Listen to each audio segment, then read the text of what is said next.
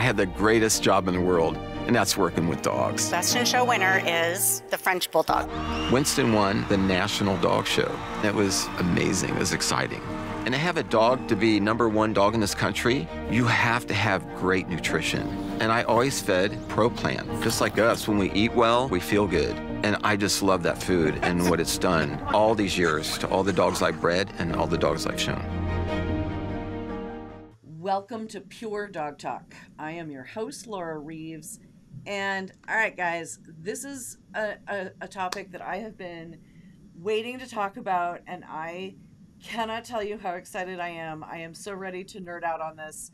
Kiersten Forsyth is here from the Dog Aging Project, and she is one of their lead researchers, and she's going to walk us through the actual findings, which are not necessarily the same as what you might have heard. And so, welcome, Kiersten. I am truly, truly excited to have you here.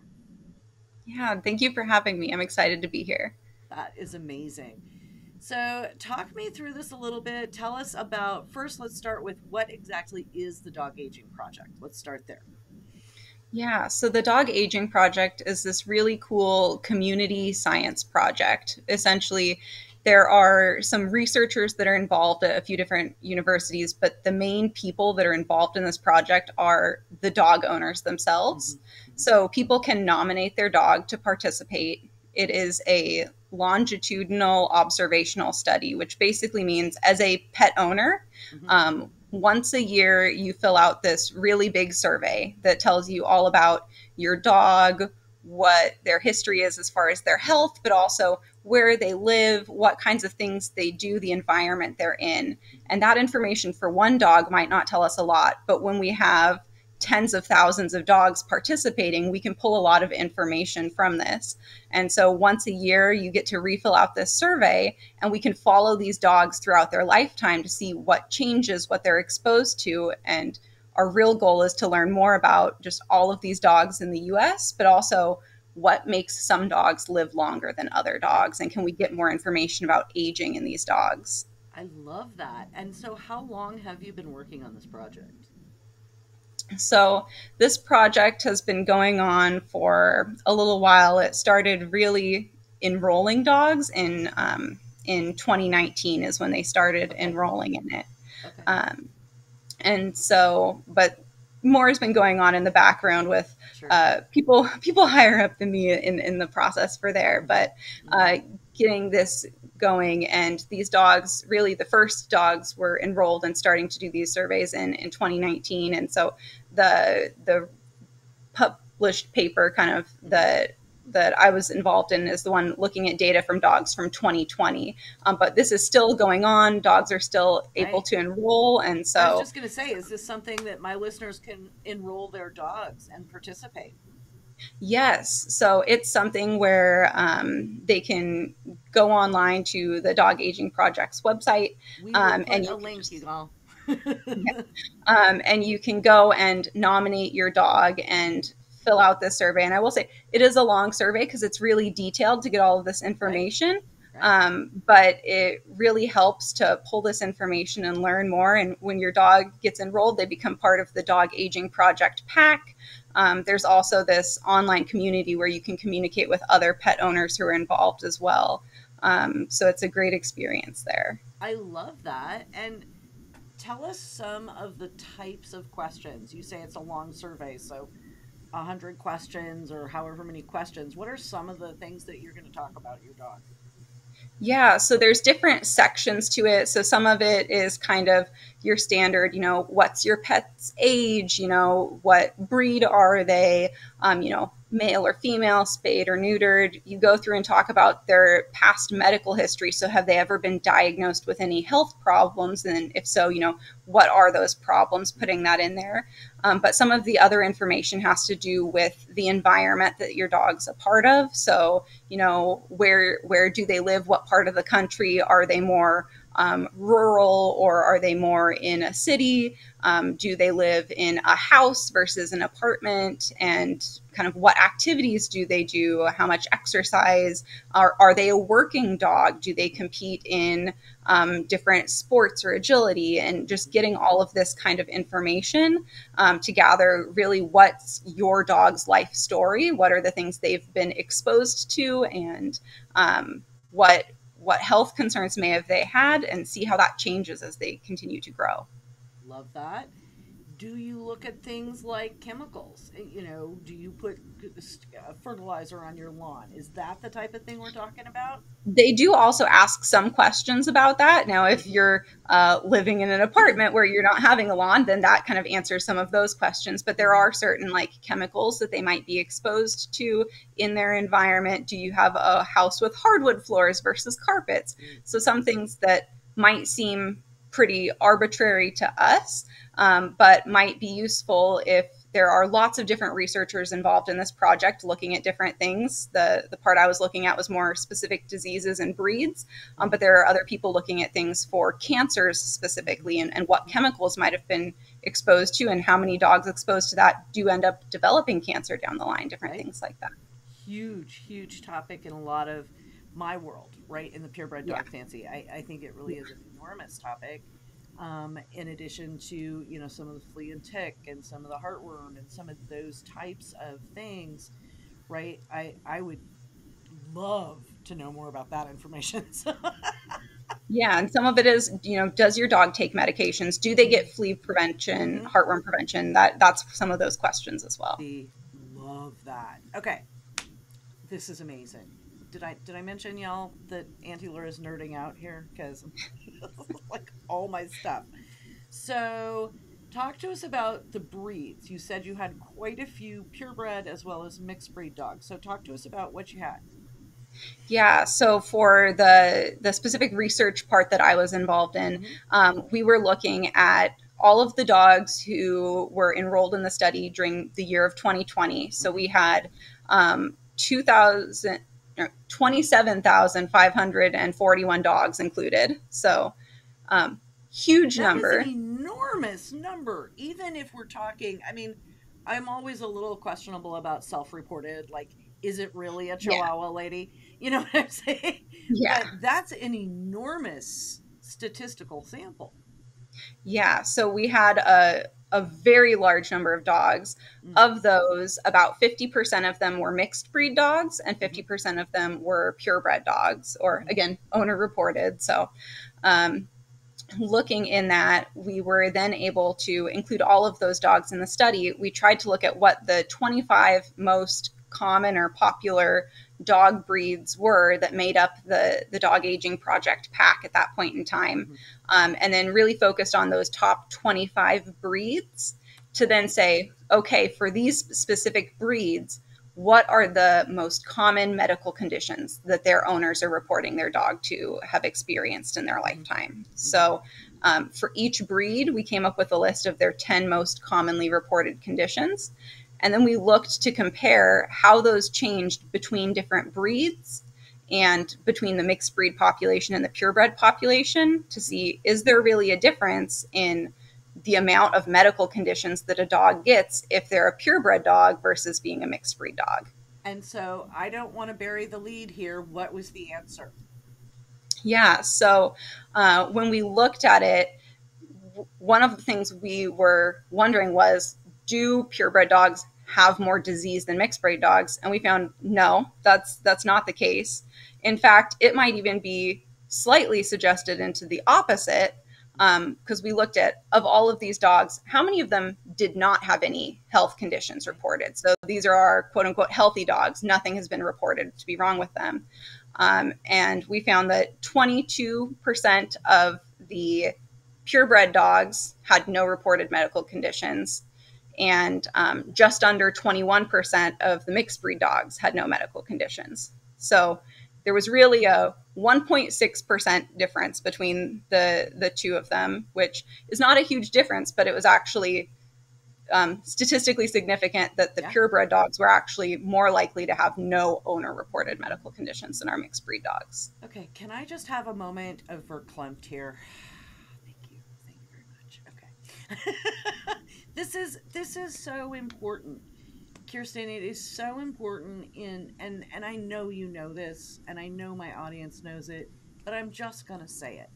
In this narrative that has developed in the public that purebred dogs are these hothouse flower disasters, mixed breeds are better, blah blah blah blah. We don't have detail and research and numbers until now. And we Yeah. can say, no, y'all are wrong.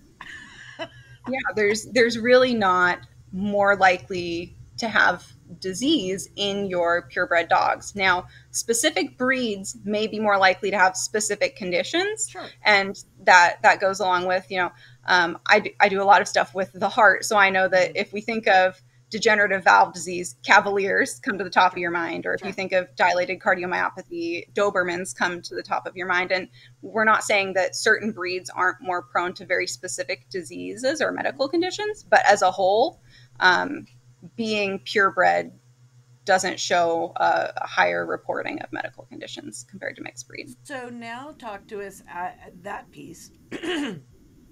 And I'm not sure where you are. You said this is an ongoing study, right? So there's more information to be gathered.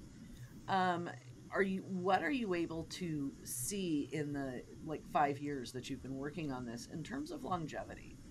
This is another bugaboo of mine, that mixed breed dogs live longer. And the one research that I have been able to find on this was from Europe, from insurance information in Europe, that showed really no difference to speak of. What are you guys finding? Yeah, so we don't have an exact answer on that yet, since this is still an ongoing, long-term study.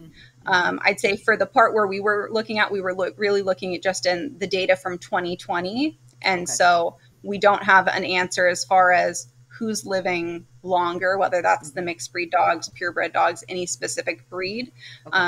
Really, the focus of what we've got details on so far in this paper is what conditions do they have? And then also, what conditions are we seeing most commonly?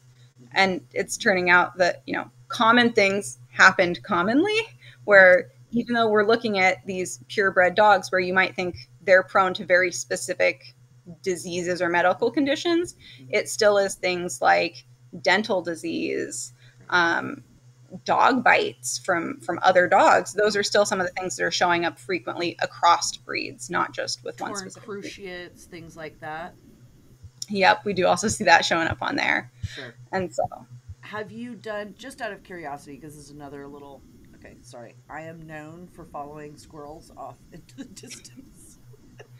So what is your research, or has this even twigged yet, showing there is some research I've seen about early spay neuter affecting dogs that have torn cruciate, right? And that particular specific thing.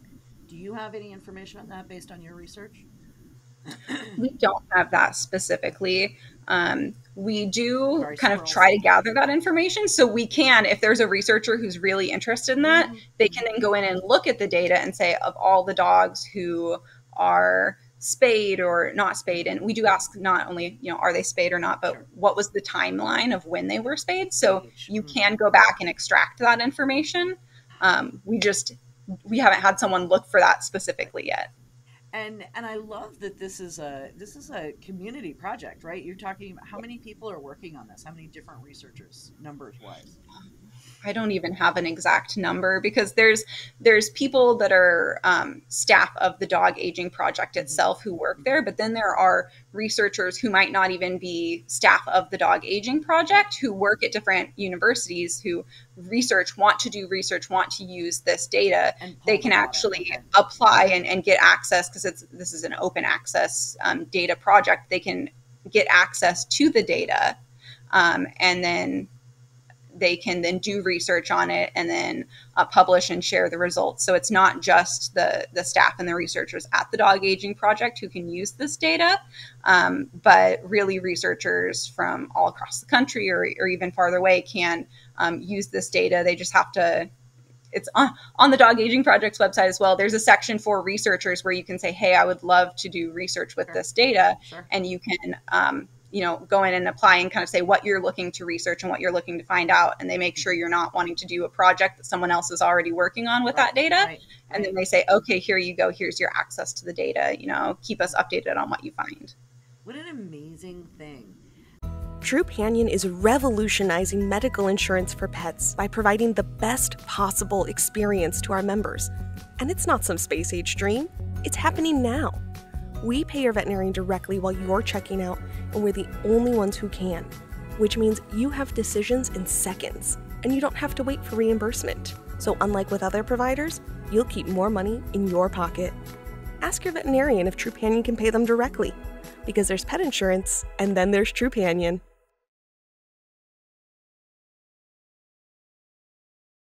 I'm Laura Reeves, the host of Pure Dog Talk, and I'm coming today to talk to you about Brilliant Pad. And it is amazing and an incredible way for me to do my potty training with the puppies and not ever have to touch any yucky stuff. Brilliant Pad literally rolls the mess up and you never touch it. So I really wanted to talk to you guys about that, share with you the experience I had with it. It's like the most amazing thing you've ever seen. And so you talked about you're seeing sort of common ailments across purebred, mixed breed, what have you. What are some of those, again, besides dental disease and dog bites? Give us like the top 5 or maybe the top 10 that you're seeing, if you can, off the top of your head. Or you've got a computer in front of you. Yeah, I was like, I got my computer. I can see if I can pull up from what we were finding, because really we were looking at these 25 breeds and what each of their top 10 are. So theoretically, we could have come up with 250 different problems that are reported. And there was really 53 problems that were overlapping between these different breeds. But of those ones. Right. Yeah, and so then in your top 25 breeds, in your top 25 breeds of purebred dogs, what are, say, the top 5? This is what you were most actively involved in. Let's go that route. Yeah. So our kind of top 5, we had Labradors, Golden Retrievers, German Shepherds, Poodles, and then Australian Shepherd. Oh, yeah. Okay. Those are kind of the top 5. A lot of our top 25 are similar, although not exactly the same as what you see in the AKC's kind of most popular dog breeds they had for the year. But and so what are some of the diseases that you're seeing in them? And are you seeing them in all of those breeds, or are there ones, like you talked about, unique to the individual breeds? Yeah. So there are some that were more unique to the individual breeds, but then there was some that overlapped through multiple different breeds. So the kind of most common across multiple breed groups were, like I said, dental disease, so dental calculus, dog bites, needing their teeth extracted. Surprisingly, Giardia, which is a parasite that spread through water. That was also pretty common. Is the living nightmare of every dog show person known to man. So no surprise about that. Giardia ranked top 5 in 15 different of the 25 dog breeds. Well, I would assume comparable in mixed breed dogs. It's not genetic. Yes. And a lot of these, I said there were 53 conditions that were in the top 10 for all 25 breeds. Those 53 conditions also included the top 10 for the mixed breed dogs as well. So it fell right into the same category. But arthritis, seasonal allergies, having a heart murmur, getting ear infections, those were all our, common reported conditions across different breeds, not specific to any one breed. Sure. Absolutely. I just think this is so amazing. What are some of your goals going forward now? getting more dogs, I assume. Yes. So really it is gathering this data, and like this one project that I'm talking about right here, looking at the different breeds and their diseases, that was really one snapshot of time looking at in 2020, they reported this. You know, if we get more data like this, we could go back and look at a later date and say, okay, well, how has this changed throughout the years? What conditions are actually most commonly occurring from year to year, those differences and changes. But also, like we said before, gathering that data, different people can look back at different things. There's a lot of people in the project who are interested in looking at cancer specifically, and what factors may be impacting cancer, what other things are impacting the like longevity and not just the lifespan, but the health span of these dogs, that we can keep them healthier for longer. Yeah.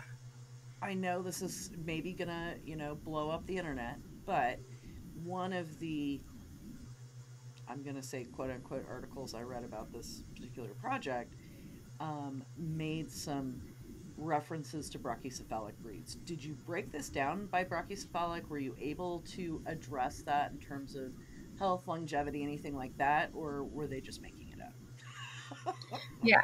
So the part that I was looking at, we didn't necessarily break down brachycephalic versus non-brachycephalic breeds. Okay. Now, some brachycephalic breeds were included in these top breeds. You know, we had pugs were up on there. Shih Tzus, they're going to have those more smushed faces. Now, they may have more particular diseases that might be more prone to a brachycephalic breed as compared to some other ones.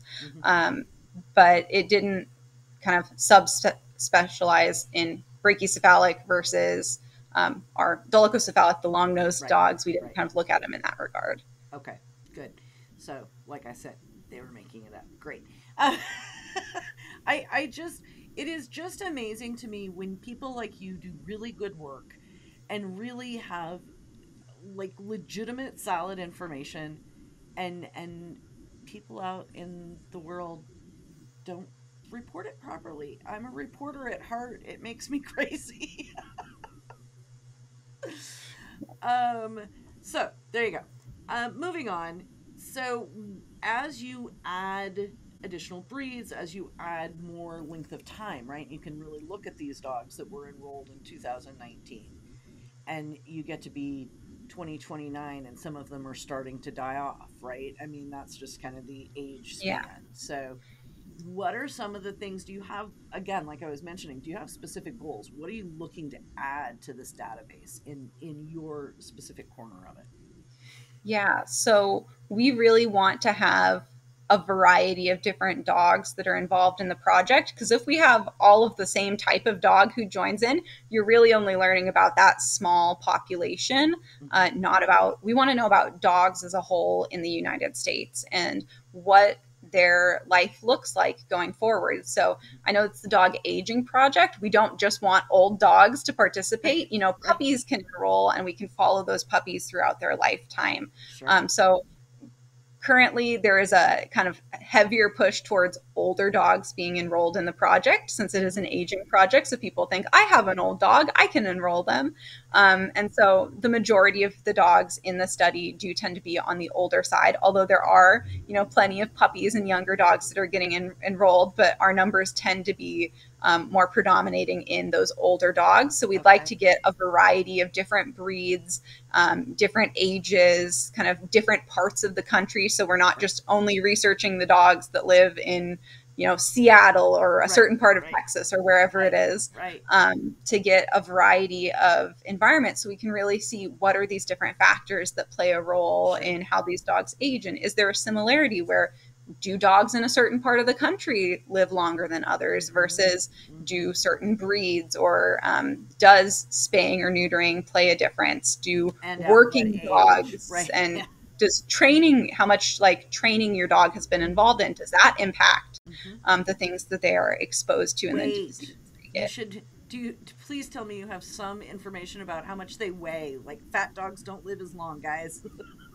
Yeah, so that is some of the things they look at as far as medical conditions, like, is your dog obese? Because obesity is a medical condition. Are they overweight? Because that is going to affect things. And so a lot of this project is gathering the data and then allowing the opportunity for people to go in and actually look at different subsets of the data based on what the different researchers are interested in. So there's probably a lot more research projects going on than I even know of the different things that different researchers are looking at. So there's a lot more to come in the future. And as we continue to gather this data, there's more that we can find out and learn. 100%. I love this. Okay, final question. In your dream world, how do you see the dog aging project impacting dog owners, pet owners, all dog people going forward?